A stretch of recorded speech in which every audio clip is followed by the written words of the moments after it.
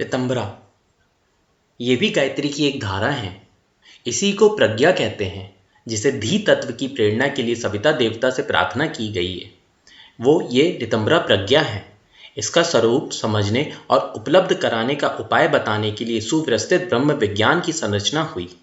ब्रह्म विद्या का तत्व दर्शन इसी ऋतंभरा प्रज्ञा को विकसित करने के लिए है, जिससे अधिक पवित्र इस संसार में और कुछ नहीं है। वो भगवान कृष्ण के शब्दों में सद्ज्ञान ही है।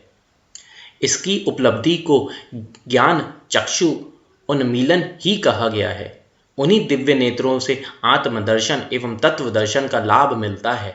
जिस आत्म साक्षार ब्रह्म साक्षार के लिए तत्वदर्शी प्रयत्नशील रहते हैं, उसकी उपलब्धि ऋतंभरा प्रज्ञा के अनुग्रह से ही संभव होती है। बुद्धि चातुर्य से संपत्ति संग्रह एवं लोक आकर्षण की उपलब्धियां संभव हो सकती हैं, किंतु आत्मिक उपलब्धियों के लिए सद्भावना, सहृदयता, सजनता की भाव संवेदना चाहिए। इन्हीं को विवेक सम्मत दूरदर्शिता पूर्ण समन्वय जिसे केंद्र पर होता है, उसे ऋतंभरा प्रज्ञा कहते हैं। ये जिसे जितनी मात्रा में उपलब्ध होती है, वो उसी अनुपात में संत सज्जन ऋषि महर्षि राजऋषि देवर्षि बनता चला जाता है। लौकिक बुद्धि से सामाजिक संपदाएं मिलती हैं। आत्मिक विभूतियों का उत्पादन अभिवर्धन तत्व दृष्टि से होता है। इसी तत्व दृष्टि को ऋतंभरा प्रज्ञा कहते हैं।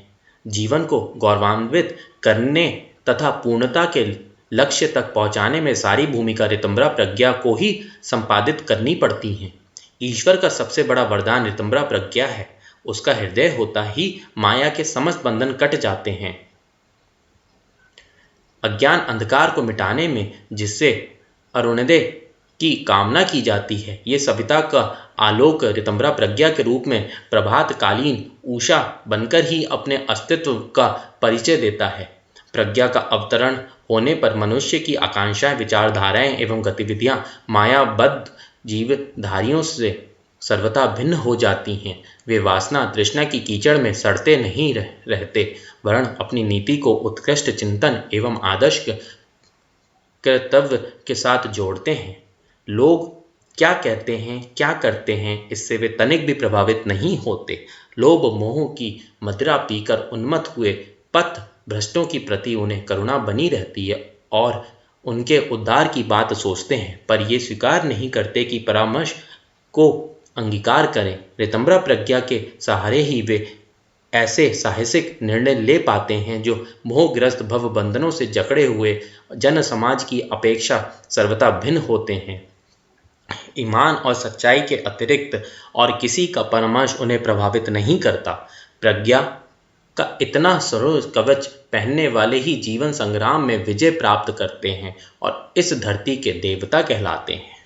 दृष्टिकोण में उत्कृष्टता भर जाने पर पदार्थों की उपयोगिता और प्राणियों की सहदाहिता का दर्शन होने लगता है। तदनुरूप अपना व्यवहार बदलना और निष्कर्ष निकलना आरंभ हो जाता है। चिंतन ही इसी प्रक्रिया का नाम स्वर्ग है। वासना तृष्णा और अहंता के बंधन ही मनुष्य को विक्षुब्ध बनाए रहते हैं। जब इन्हें हटा कर निष्ठा प्रज्ञा और श्रद्धा की मनोभूमि बनती है, तो तुष्टि तृप्ति और शांति की कमी नहीं रहती। प्रलोभनों से छुटकारा और आदर्शों का परिपालन, यही जीवन मुक्ति है। आत्म साक्षार ब्रह्म साक्षार की सच्चिदानंद स्थिति इस स्तर पर पहुंचने वाले को मिलती है। गायत्री उपासना से ऋतंभरा प्रज्ञा प्राप्त होती है, अथवा ऋतंभरा प्रज्ञा के अनुशीलन करने वाले गायत्री का साक्षात करते हैं। इस विवाद में ना पड़कर हम इतना ही समझना चाहिए कि दोनों अन्वय आश्रित हैं। जहाँ एक होगी वहाँ दूसरी का रहना भी आवश्यक है। गायत्री का सच्चा अनुग्रह जिस पर उतरता है, उसमें ऋतंभरा प्रज्ञा का ब्रह्म तेजस का आलोक प्रत्यक्ष जगमगाने लगता है। सामान्य लोगों की तुलना में वो उत्कृष्टता की दृष्टि से ऊंचा उठा हुआ और आगे बढ़ा हुआ दृष्टिगोचर होता है।